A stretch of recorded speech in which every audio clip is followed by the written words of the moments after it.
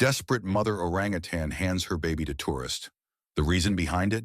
Get ready to weep. In the depths of the Indonesian rainforest, where ancient trees whispered secrets of survival, a mother orangutan's desperate act would forever change the lives of both humans and primates alike. With trembling hands and tears streaming down her auburn face, she did the unthinkable. She handed her baby to a complete stranger. It wasn't just any stranger, but a tourist who had wandered off the designated path, breaking every rule in the wildlife guidebook. But sometimes desperation knows no boundaries, and love forces us to make choices that defy all logic. Maya, as the locals called her, had been a familiar sight in the Borneo wilderness for over a decade. Her gentle nature and impressive intelligence had made her something of a legend among the indigenous tribes who considered these forests their home. They spoke of how she would watch their villages from afar, studying their methods of gathering food and caring for their young. Unlike many of her kind who fled at the first sight of humans, Maya seemed to understand something deeper about our species, that not all of us meant harm. But on that fateful morning in June, Maya's world was crumbling around her. The air was thick with smoke, and the distant sound of bulldozers echoed through the canopy like thunder. The forest that had been her family's home for generations was being torn apart piece by piece. Palm oil companies had been expanding their reach, and this time they had come too close to her territory. Sarah Chen, a retired school teacher from Michigan, hadn't planned on being a hero that day. At 65, she had finally decided to fulfill her lifelong dream of visiting the rainforests of Indonesia. Her children had worried about her traveling alone at her age, but Sarah had always been stubborn when it came to following her heart. Life's too short to wait for the perfect moment, she told them. Little did she know that this philosophy would lead her to become part of an extraordinary tale of survival and compassion. That morning, Sarah had felt an inexplicable urge to venture just a little further than the group. Something in the air, perhaps the unusual silence or the acrid smell of smoke, had drawn her away from the tourist path. Her guide, Antonio, had been distracted by another tourist's questions, and Sarah had seized the moment to slip away, despite the strict warnings about staying with the group. The encounter happened so quickly that Sarah barely had time to process it. One moment she was alone, questioning her decision to stray from the path, and the next she found herself face to face with Maya. The large female orangutan emerged from the foliage like a ghost, her movements surprisingly graceful for her size. But it was her eyes that captured Sarah's attention. Deep brown pools filled with an intelligence and desperation that seemed almost human. In Maya's arms, clutched tightly to her chest, was her baby, a tiny infant no more than a few months old. The little one's bright orange fur was still fluffy and new, his small fingers curled tightly around his mother's long hair. Sarah stood frozen, her heart pounding in her chest, every safety protocol she'd been taught running through her mind. But something in Maya's demeanor told her this was different. The mother orangutan approached slowly, her movements deliberate and careful. She was limping, Sarah noticed, and her breathing seemed labored. Behind them, the sound of machinery grew louder, and Maya's head turned sharply toward the noise. When she looked back at Sarah, there was a decision in her eyes that transcended species. With movements that seemed to carry the weight of impossible choices, Maya extended her arms, still cradling her precious baby. Sarah's breath caught in her throat as she realized what was happening. The mother orangutan was doing something that went against every natural instinct. She was placing her baby's survival in the hands of another species. The smoke was getting thicker now, and Sarah could hear voices calling her name in the distance. The tour group had noticed her absence, but in this moment, time seemed to stand still. The baby orangutan looked up at her with curious eyes, so much trust and innocence in that tiny face. Maya made a soft sound, somewhere between a whimper and a plea, and Sarah understood with perfect clarity that she was being entrusted with something precious beyond measure. As Sarah carefully reached out, her hands shaking with the magnitude of the moment, she couldn't know that this was just the beginning of an extraordinary journey. A journey that would not only change her life, but would shine a spotlight on the desperate plight of these remarkable creatures in the rainforest they called home. In that moment, as the baby's weight settled into her arms, Sarah made a silent promise to both the infant and its mother that their trust would not be misplaced. Sarah's breath caught in her throat as the reality of what she was holding hit her. The baby orangutan, weighing no more than a human infant, clung to her blouse with tiny, powerful fingers. Behind her, the voices of the tour group grew closer, but Maya had already melted back into the smoke-filled forest, leaving nothing but broken branches and footprints as evidence of her presence. Sarah! Sarah Chen! Antonio's voice cut through the haze, tinged with panic and professional concern. She could hear the group getting closer, their worried murmurs carrying through the dense foliage. But Sarah knew she couldn't move. Not yet. Her eyes remained fixed on the spot where Maya had disappeared, her mind racing with questions about the mother orangutan's fate. The baby stirred in her arms, making a soft whimpering sound that tugged at her heartstrings. "It's okay, little one," she whispered, surprising herself with how natural it felt to comfort this wild creature. Despite her years of teaching, nothing in her experience had prepared her for this moment. The infant's eyes, so intelligent and aware, locked onto hers with a trust that brought tears to her eyes. "Oh my God! Sarah, don't move!" Antonio burst through the underbrush, his usually composed demeanor shattered at the sight before him. The other tourists crowded behind him, cameras raised despite their shock, capturing the extraordinary scene. The baby orangutan, startled by the sudden audience, buried its face in Sarah's chest, its tiny fingers gripping her clothes even tighter. "Antonio," Sarah said, her voice steady despite her racing heart. "We need to help them. The mother, she's injured. There's fire coming." She spoke with the same authoritative tone she'd used for decades in her classroom, the one that brooked no argument. But Antonio's face had already shifted from shock to professional determination. "Everyone, back to the van," he ordered, pulling out his phone. "I'm calling the Wildlife Rescue Center. They have a unit specialized in orangutan rehabilitation." His fingers flew over the keypad as he spoke rapid Indonesian into the device. The other tourists hesitated, torn between following orders and witnessing this unprecedented moment. Sarah's arms were beginning to ache, but she dared not adjust her hold on the precious cargo she carried. The baby had started to explore her face with curious fingers, touching her cheeks and hair with gentle curiosity. Despite the gravity of the situation, she couldn't help but smile at its innocence. This close, she could see it was a male, his bright orange fur still downy soft, his eyes filled with an intelligence that seemed almost supernatural. The wait for help felt eternal, though Antonio assured her it was only 20 minutes. During that time, the smoke grew thicker, and the sounds of destruction drew nearer. The baby grew restless, his head turning repeatedly toward the forest where his mother had disappeared. Sarah found herself humming an old lullaby she used to sing to her own children, swaying gently as she had done decades ago in midnight hours. When the wildlife rescue team arrived, they moved with practiced efficiency.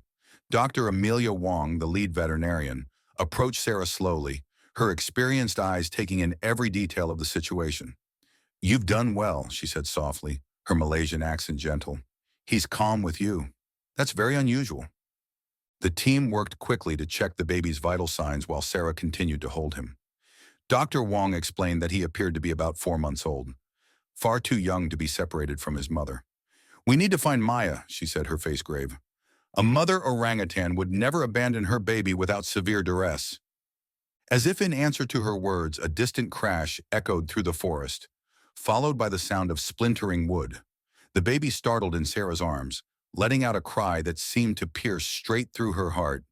Dr. Wong's team exchanged knowing looks. They had to move fast. "Mrs. Chen," Dr. Wong said, her tone professional but kind, "we need to get the little one to safety, but I understand if you'd like to stay involved.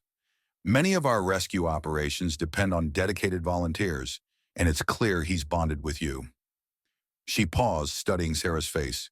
"Would you be willing to help us?" Sarah didn't hesitate.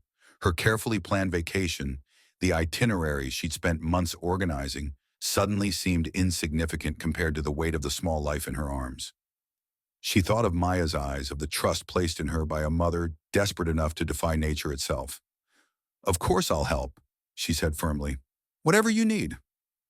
As they carefully transferred the baby to a special carrying case, Sarah felt a profound shift in her world. She had come to Indonesia seeking adventure in her retirement, perhaps a few good stories to tell her grandchildren. Instead, she had found herself thrust into the front lines of a battle for survival, not just for one baby orangutan, but for an entire species fighting to survive in a world that seemed determined to destroy their home. The baby reached out one last time before being secured for transport, his small hand catching her finger in a grip that seemed to carry the weight of a promise. Sarah squeezed back gently, knowing that this was just the beginning of their story. Somewhere in the burning forest, a mother waited, hoping her desperate gamble would save her child. Sarah silently vowed that Maya's trust would not be in vain. The Wildlife Rescue Center was nothing like Sarah had imagined. Instead of a sterile, clinical facility, she found herself in what looked more like a piece of preserved rainforest, complete with towering trees and natural vegetation. The only hints of human presence were the carefully concealed observation posts and medical station, designed to minimize stress on the animals while allowing for proper care. The baby orangutan, whom the staff had temporarily named Leo, was adapting better than anyone had expected. Dr. Wong explained that this was unusual. Infant orangutans typically experience severe trauma when separated from their mothers. It's as if he understands this is temporary, she mused, watching Leo accept a bottle of formula from Sarah, as if Maya somehow communicated that to him. But Sarah could see the sadness in his eyes when he thought no one was watching. During the quiet moments, Leo would stare into the distance, making soft calling sounds that the staff said were typical of baby orangutans searching for their mothers. Each time, Sarah's heart broke a little more. Meanwhile, the search for Maya continued with growing urgency. The rescue team had discovered traces of blood along her retreat path, confirming Dr. Wong's suspicion that the mother orangutan was injured.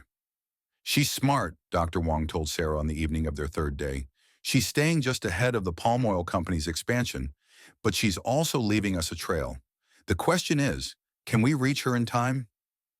Sarah had canceled her return flight to Michigan, using her teacher's pension to rent a small room near the rescue center.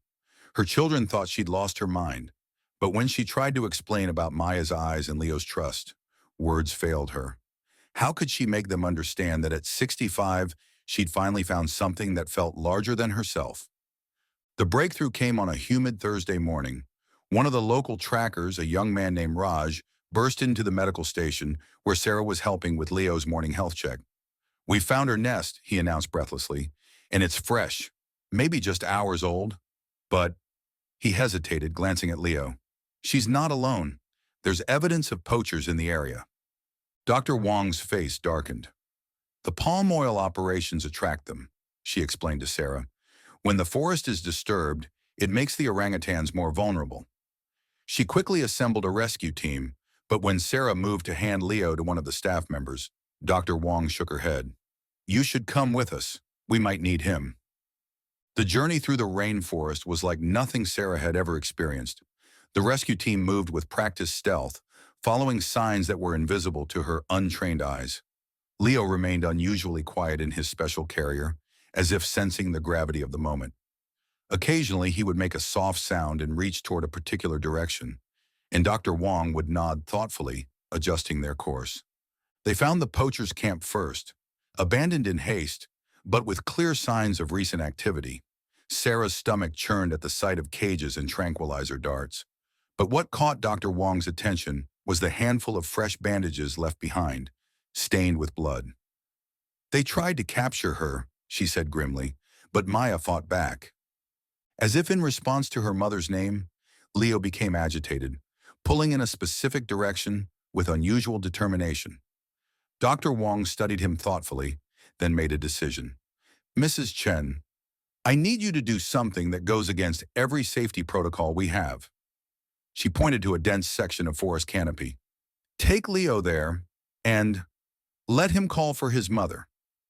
Sarah's heart raced as she carefully removed Leo from his carrier. The baby orangutan immediately wrapped his arms around her neck, a gesture that had become familiar over the past days. But this time, he kept turning to look into the forest, making soft vocalizations that seemed more purposeful than his usual calls. The response, when it came, was so faint that Sarah thought she'd imagined it, but Leo stiffened in her arms, and Dr. Wong raised her hand for silence. Again the sound came, a low, rhythmic call that seemed to vibrate through the trees themselves. Leo answered, his small voice carrying surprising strength. Through the dense foliage, a shadow moved. Sarah's arms tightened protectively around Leo, but Dr. Wong placed a reassuring hand on her shoulder. "It's okay," she whispered. "Look at how she's moving. She remembers you." Maya emerged from the forest like a spirit, her movements cautious but deliberate.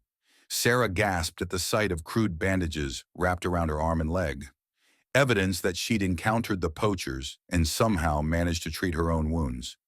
But what struck Sarah most was the intelligence in the great ape's eyes, the same profound awareness she'd seen days ago. Leo began to tremble with excitement, but Maya's approach remained careful, methodical. She stopped several meters away, her eyes moving between her baby and Sarah, communicating something deeper than words could express. In that moment, Sarah understood that this wasn't just about a mother reclaiming her child. It was about trust, about bridging the gap between two species who shared more than either had realized. The forest seemed to hold its breath as Maya took another cautious step forward. Dr. Wong's team remained absolutely still, their tranquilizer guns lowered but ready, a necessary precaution even in this profound moment. Leo squirmed in Sarah's arms, his small hands reaching toward his mother, but somehow knowing not to cry out. "She's choosing her moment," Dr. Wong whispered, her professional demeanor softened by wonder. "Look at how she's assessing everything. These creatures are so much more sophisticated than most people realize." Sarah could only nod, her throat tight with emotion as she watched Maya's methodical approach. The great ape's wounds were worse up close. Despite her attempted self-treatment, the bandages were soaked through, and her movements betrayed pain she was trying to hide. Yet her eyes remained clear and focused, showing the same fierce intelligence that had led her to make that impossible choice days ago. Then, with a suddenness that startled everyone, Maya closed the final distance. But instead of immediately reaching for Leo, she did something that left even Dr. Wong speechless. She gently touched Sarah's hand. The gesture was so human, so deliberate, that Sarah felt tears rolling down her cheeks. In that touch was every ounce of gratitude a mother could express. Only then did Maya hold out her arms for Leo. The baby orangutan practically leaped into his mother's embrace, their reunion marked by soft vocalizations that needed no translation. The entire rescue team watched in emotional silence as mother and baby reaffirmed their bond, Leo's tiny fingers exploring Maya's face as if making sure she was real. But their joy was short-lived. The distant sound of machinery shattered the moment, and Maya's head snapped up in alarm. Dr. Wong's face hardened as she consulted her GPS. "The palm oil company's operations are moving faster than we anticipated. This whole section of forest is scheduled for clearing within days." Sarah watched as Maya clutched Leo closer, her eyes darting between the approaching danger and the humans who had helped reunite her with her baby. In that moment, Sarah felt something shift inside her, a determination that went beyond simple compassion. "There has to be something we can do," she said, her teacher's voice carrying that familiar note of authority. Dr. Wong hesitated, then seemed to make a decision. "There might be, but it would require someone with connections to the outside world, someone who could tell this story in a way that would make people care." She looked meaningfully at Sarah, "Someone who understands both worlds." The idea took root quickly. Sarah thought of her thousands of former students, now grown with children of their own, many in positions of influence. She thought of her daughter's work in digital marketing and her son's connections in environmental law. But most of all, she thought of how Maya had trusted her with the most precious thing in her world. "I'll do it," Sarah said firmly. "Whatever it takes." She pulled out her phone, already composing messages to her children. Her daughter would know how to share Maya's story with the world, how to make it spread across social media platforms. Her son would understand the legal angles, the possibilities for protecting this patch of forest. Dr. Wong's team moved with renewed purpose, setting up a temporary medical station to treat Maya's wounds properly. The mother orangutan allowed their approach, seeming to understand that these humans were different from those who had hurt her. Leo remained cradled in her good arm, occasionally reaching out to touch Sarah as she sat nearby, as if making sure his second protector wasn't going anywhere. As the day progressed, Sarah's phone buzzed constantly with responses from her children. Her daughter had already started a social media campaign, complete with hashtags and a compelling narrative. Her son was reaching out to environmental law contacts in Southeast Asia. But it was the message from her oldest grandchild that brought fresh tears to her eyes. "Grandma, my whole class wants to help save Leo and Maya's home. We're doing a fundraiser. You're our hero." Maya watched all this activity with apparent interest, her intelligent eyes following the humans' movements and interactions. When Sarah showed her a photo of Leo that her daughter had already posted online, the mother orangutan studied it intently, touching the screen with surprising gentleness. Dr. Wong shook her head in amazement. "In all my years of working with orangutans, I've never seen anything quite like this." As sunset approached, the team prepared to move Maya and Leo to a safer location. The palm oil company's machinery sounded closer now, but Sarah felt a surge of hope. Her daughter reported that Maya's story was already gaining traction online, with environmental groups and celebrities beginning to share it. Her son had made contact with a prominent environmental lawyer in Jakarta. Looking at Maya cradling Leo, Sarah realized that this story had become about much more than saving one orangutan family. It had become about bridging the gap between two worlds, about showing that the creatures we share this planet with are capable of trust, gratitude, and love in ways we are only beginning to understand. As if reading her thoughts, Maya reached out once more to touch Sarah's hand, her gesture carrying the same profound meaning as before. In her other arm, Leo slept peacefully, finally home with his mother, but also part of a larger family now, one that stretched across species and continents, united by a simple act of trust in humanity's better nature. 3 months after that fateful day in the Indonesian rainforest, Sarah Chen stood at the edge of what was now known as the Maya Wildlife Sanctuary. The morning sun filtered through the canopy, highlighting the new signs that marked the protected area. Home of Maya and Leo, a story of hope and trust. Behind her, a small group of eco-tourists listened intently as Dr. Wong explained the significance of what had become known as the Maya effect. The story of the desperate mother orangutan who trusted her baby to a human stranger had done more than just go viral. It had sparked a movement. Sarah's daughter's social media campaign had reached millions, touching hearts across generations. The image of Maya's maternal sacrifice resonated deeply, especially with older viewers who saw in it a reflection of their own protective instincts for their children and grandchildren.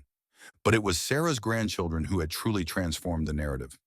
Their school fundraiser had inspired similar efforts across the globe, with children writing letters, creating artwork, and even organizing peaceful protests outside palm oil company headquarters. The industry, faced with this unexpected wave of youth activism, had been forced to reconsider its expansion plans. Leo, now 7 months old, could often be seen swinging through the trees with his mother, his confidence growing daily. Maya's wounds had healed completely, leaving only faint scars as reminders of her ordeal. But the most remarkable change was in her behavior.